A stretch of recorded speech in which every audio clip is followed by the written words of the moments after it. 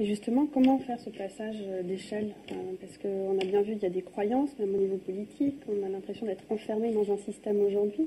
Comment faire pour casser les logiques qui nous assaillent de toutes parts et qui font qu'on reste dans un marasme économique, social il y a des réalités économiques. Je vous donne deux exemples. Le premier élément, c'est la reliance de toutes ces initiatives. Il y a eu une rencontre à Toulouse. Là, dans quelques jours, il y a une rencontre à Lyon où les différents acteurs de ces monnaies locales et sociales vont se rencontrer. Mais il faut aussi un débat démocratique et une imagination qui permettent de voir comment ces mouvements-là sont capables de peser à l'échelle macro. Par exemple, il y a un article très intéressant de Bruno Terret, qui est quelqu'un qui est plutôt reconnu parmi des économistes plus classiques, qui a beaucoup travaillé avec Michel Aglietta sur les crises monétaires. Ils ont fait un gros travail qui a été y compris soutenu par la Caisse des dépôts et consignations. Donc là, on n'est pas dans l'univers alternatif classique. Et ben, Bruno Terret fait un article pour dire sur le problème de la crise de l'euro, nous avons besoin d'un fédéralisme monétaire européen. C'est-à-dire, on ne sortira de la crise de l'euro que si on revient à ce qu'était l'idée originelle, à savoir que l'euro était une monnaie commune et non pas une monnaie unique, mais pas pour aller rétablir des monnaies nationales qui auraient les mêmes défauts, et notamment parce qu'elles seraient des monnaies spéculatives, elles se retrouveraient dès le lendemain de leur recréation confrontées au même problème qui serait la spéculation sur les marchés financiers, mais des monnaies qui ont les caractéristiques des monnaies locales, c'est-à-dire, un, elles sont dans l'économie réelle et pas dans l'économie spéculative, et deux, dans une économie qui a une valeur ajoutée, écologique, sociale et territoriale. Ben, quand vous avez un débat de ce type-là, on n'est pas simplement dans de l'expérimentation locale, on est pleinement aussi sur le terrain des réponses stratégiques à la situation européenne. Est-ce que tu as une question?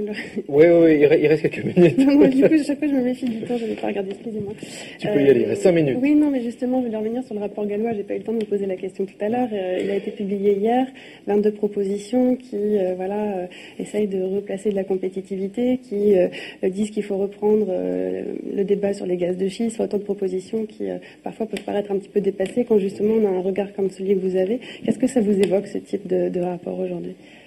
Alors, d'abord, il faut les lire, ces rapports, parce que dès que vous le lisez attentivement, il y a des éléments à titre de citoyen que je trouve tout à fait discutables.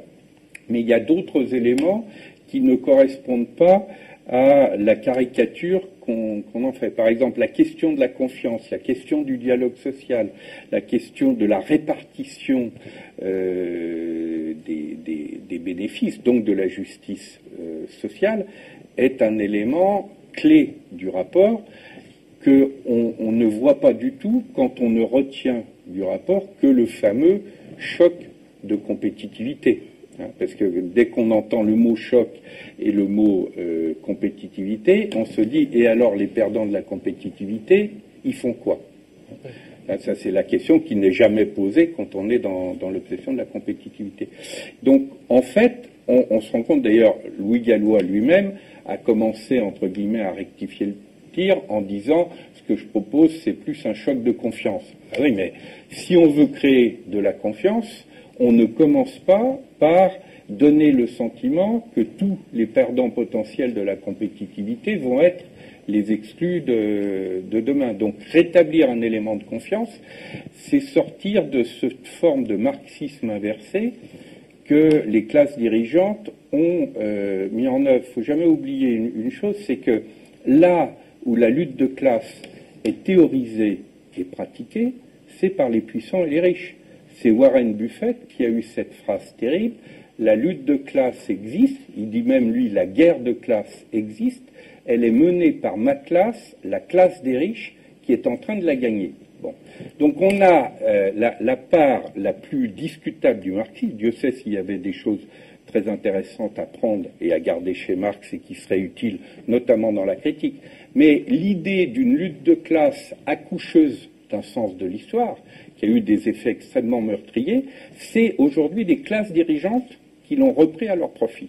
Hein, ils se disent, on est en train de mener une lutte de classe, et c'est dans le sens de l'histoire, et évidemment qu'il y ait de la casse humaine, de la casse sociale, etc., c'est justifié par le sens de l'histoire. Et donc, tout ce qui, du côté des riches et des puissants, participe de cette guerre de classe organisée contre les peuples, contre les citoyens, contre les sociétés, ça fait partie des choses qui sont insoutenables. Dans la transition vers ce que le Forum social mondial de Belém a appelé des sociétés du bien vivre, il faut prendre une autre direction. Et je voudrais juste vous citer une phrase qui est significative parce que c'est une question qui vient de loin, et c'est une phrase de John Stuart Mill, qui n'est pas exactement un alternatif, et voilà ce que disait Stuart Mill à propos de l'obsession de la compétition. J'avoue que je ne suis pas enchanté de l'idéal de vie que nous présentent ceux qui croient que l'état normal de l'homme est de lutter sans fin pour se tirer d'affaire, que cette mêlée où l'on se foule aux pieds, où l'on se coudoie, où l'on est écrasé, où l'on se marche sur les talons, et qui est le type de la société actuelle, soit la destinée la plus désirable pour l'humanité. Et il ajoute, la vie de tout insecte s'est employée à courir après les dollars et la vie de l'autre à élever des chasseurs de dollars. Ce n'est pas une perfection sociale dont la réalisation puisse devenir le but des philanthropes. Eh bien, nos économistes qui passent leur temps à révérer les économistes classiques, ils devraient méditer cette phrase de Stuart Mill, qui a une autre phase extrêmement importante sur l'état stationnaire. Le moment où les sociétés arrivent à la fin de la croissance strictement matérielle. Et au lieu de considérer que c'est une mauvaise nouvelle, ils considèrent au contraire que ça peut être une excellente nouvelle à partir du moment où ça permet de développer des potentialités créatives sur la question, dit-il, des arts, de la culture et des potentialités spirituelles. C'est dans ce type de direction que des sociétés du bien vivre devraient, à mon avis, s'engager. Méditer, en effet. J'ai un petit jeu à vous faire jouer dans ce grand jeu, cette grande émission. Ce sont les questions des internautes. Les internautes sont nombreux, ils posent des questions. Nous les recevons ici, je les reçois ici. Donc j'en ai quelques-unes à vous poser. Alors j'ai une question de Maxou d'abord. Pourquoi n'existe-t-il pas d'agences de notation publique? Beaucoup parlé des agences de notation. Ça fait partie des enjeux, et en particulier au niveau européen, qui sont nécessaires. Et il faut bien voir que le poids notamment des trois agences de notation dont on parle le plus, Standard & Poor's, Moody et Fitch, ont un poids d'autant plus considérable qu'elles sont complètement jugées parties, puisqu'elles sont en grande partie financées par les acteurs qu'elles doivent juger. Lors du film d'Arte sur Goldman Sachs, on voyait comment le produit Abacus, qui était un produit parfaitement toxique, et la banque le savait, puisqu'elle était fondée sur le fameux subprime, eh bien, Goldman Sachs avait réussi à obtenir que ce produit toxique soit coté AAA.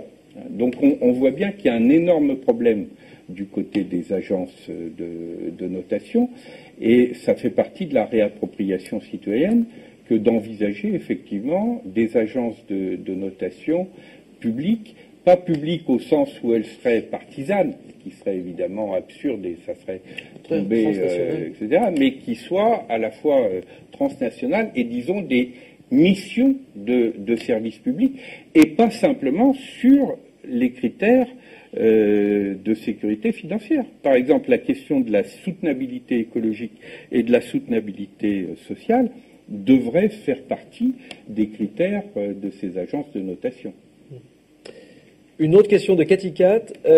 Pourquoi, selon vous, faut-il toujours que l'on soit taxé de décroissant ou de hippie dès qu'on parle de sobriété? Déjà, ça serait bien que ceux qui parlent de sobriété ne sont pas obligés de se taxer eux-mêmes de décroissant. Parce que il y a une espèce d'auto-enfermement dans les mots eux-mêmes. Quand vous entendez le mot décroissance, il y a 12 lettres dans le mot, il y en a 10 pour croissance.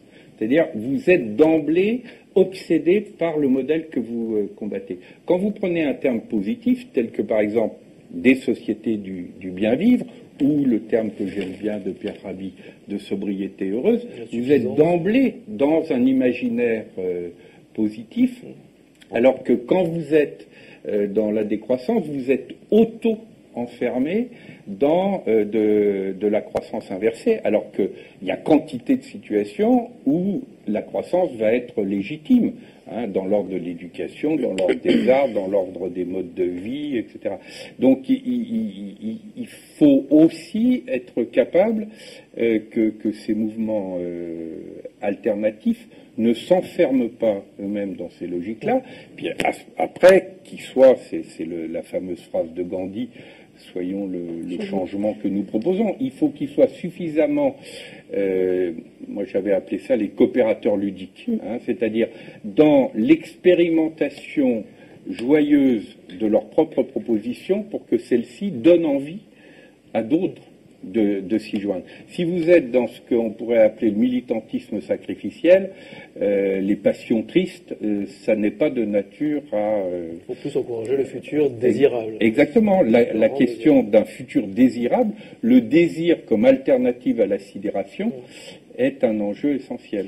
Et moi, j'ai une question sur le changement, justement, parce qu'il y a des études sociologiques qui ont été faites, je vous retrouverai les sources, mais qui montrent que lorsqu'on évoque le changement, les gens s'enlèvent quelque chose. Ils voient le changement comme une diminution, et pas comme un ajout, une opportunité de faire autrement, mais avec justement joie ou quelque chose qui leur apporte quelque chose.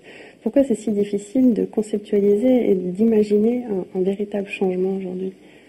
D'abord, il faut quand même bien voir que ça fait une bonne quarantaine d'années que le mot changement et le mot réforme en général sont à chaque fois monopolisés par des acteurs qui proposent des formes de régression sociale. Donc il y a un moment où par la force de l'habitude, les gens finissent par avoir une certaine inquiétude à l'égard de ces références-là. Mais surtout, il faut que ce changement puisse permettre à ces potentialités créatrices de s'exprimer. Quand je reprends le livre de Bénédicte Magnier, mais c'était la même chose dans votre livre, c'est la même chose, partout où on rassemble au dialogue en humanité, c'est un espace qui est maintenant international. Il y en a en Inde, à Bangalore, il y en a au Brésil, à Salvador de Bahia, il vient de y en avoir en Afrique à Addis Abeba, et tous les ans il y en a sous les arbres du parc de la Tête d'Or à Lyon. Mais quand on est dans le rassemblement de ces énergies créatives, à ce moment-là, les gens comprennent que ce changement-là, il est positif parce que il leur donne du pouvoir d'agir sur leur propre vie. Et ils ne sont pas dans un rapport de dépendance.